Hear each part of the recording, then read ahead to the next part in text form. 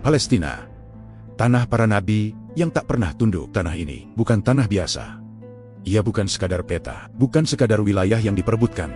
Ini adalah Palestina, tanah yang disucikan oleh wahyu, yang setiap jengkalnya menyimpan jejak para nabi, dan setiap debunya menjadi saksi perjuangan antara kebenaran dan kezaliman selama ribuan tahun. Tanah ini tidak pernah benar-benar sunyi. Ia selalu menjadi pusat ujian manusia tentang iman, kekuasaan, dan keadilan. Dan hari ini, ia kembali menjadi luka terbuka dunia. Bab 1. Awal sejarah, warisan para nabi. Lebih dari 4.000 tahun yang lalu, seorang nabi meninggalkan negerinya demi kebenaran. Namanya adalah Ibrahim. Ia datang ke tanah yang diberkahi, tanah yang kelak dikenal sebagai Palestina. Disinilah risalah tauhid ditegakkan.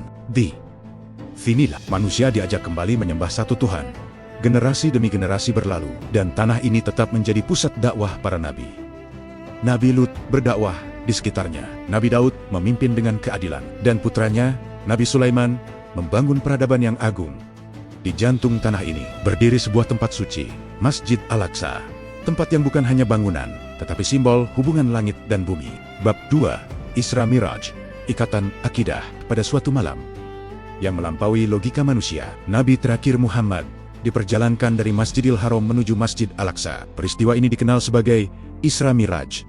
Dalam satu malam, langit dan bumi seakan disatukan. Di Masjid Al-Aqsa, seluruh nabi berkumpul dan Nabi Muhammad berdiri di depan mereka sebagai imam. Ini bukan sekadar mukjizat.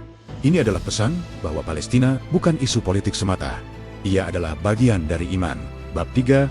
Islam datang sebagai pembebas. Berabad-abad setelah itu, kekuasaan berganti, konflik tak terhindarkan. Hingga akhirnya, Islam datang bukan dengan keserakahan, bukan untuk menjarah, tetapi untuk membebaskan. Tahun 637 seorang pemimpin besar memasuki Yerusalem, namanya Umar bin Khattab. Ia datang tanpa kemewahan, pakaiannya sederhana, namun keadilannya mengguncang dunia. Ia menjamin keamanan semua penduduk, ia menjaga gereja, melindungi tempat ibadah, bahkan ia menolak salat di dalam gereja, agar tidak ada alasan bagi umat Islam untuk mengklaimnya. Inilah wajah Islam yang sebenarnya. Kuat, tapi adil. Berkuasa, tapi tidak menindas. Bab 4. Luka perang salib. Namun kedamaian itu tidak berlangsung selamanya. Dari barat, datang gelombang perang yang brutal, perang salib. Mereka datang dengan satu tujuan, menguasai tanah suci. Yerusalem jatuh, dan sejarah mencatat pembantaian besar-besaran terjadi. Darah mengalir di jalanan. Masjid dinodai, manusia kehilangan kemanusiaannya. Namun, sejarah tidak berhenti di sana. Dari tengah umat Islam, bangkit seorang pemimpin, Salahuddin Al-Ayyubi. Ia tidak hanya membawa pedang, tetapi juga akhlak. Ketika ia merebut kembali Yerusalem, tidak ada pembantaian, tidak ada balas dendam. Musuh yang dulu kejam, justru dilindungi, karena Islam menang bukan dengan kebencian, tetapi dengan keadilan. Bab 5. Pengkhianatan modern. Memasuki abad ke-20, dunia berubah. Kekhalifahan runtuh, dan kekosongan itu dimanfaatkan. Tahun 1917, lahirlah sebuah janji yang mengubah segalanya. Deklarasi Balfour, sebuah tanah dijanjikan kepada pihak lain tanpa persetujuan penduduk aslinya.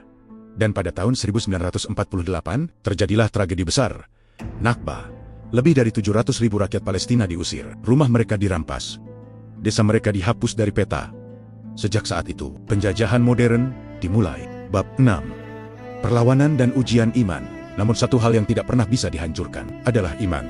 Palestina tidak hanya melawan dengan senjata, mereka melawan dengan kesabaran, dengan keyakinan, dengan doa. Anak-anak tumbuh di tengah reruntuhan, namun tetap menghafal Al-Quran. Masjid tetap dipenuhi, meski bayang-bayang ancaman selalu ada, karena bagi mereka, ini bukan sekadar konflik, ini adalah amanah.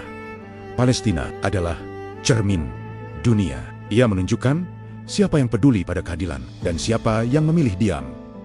Sejarah belum selesai. Kisah ini masih ditulis, dan suatu hari akan ada akhir. Namun sebelum itu, akan ada pertanyaan yang tidak bisa kita hindari. Apa yang kita lakukan ketika Palestina membutuhkan kita? Palestina mungkin jauh dari mata, tetapi tidak pernah jauh dari hati orang-orang beriman. Karena Al-Aqsa bukan hanya milik mereka, tetapi milik kita semua.